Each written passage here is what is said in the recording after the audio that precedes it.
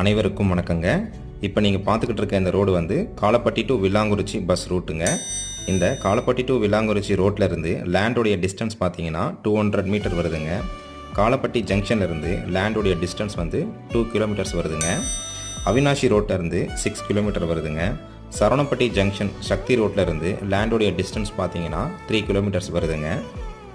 ப்ராப்பர்ட்டியோட details என்னென்னு இப்போ நம்ம பார்க்கலாங்க. ப்ராப்பர்ட்டி பார்த்தீங்கன்னா உங்களுக்கு 40 அடி ரோட்டில் இருந்து 2வது லேண்டாக இருக்குங்க.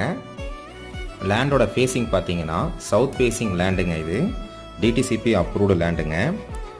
ரோடு பார்த்தீங்கன்னா 23 அடி ரோடுங்க. அளவு வந்து 40க்கு 60ங்க.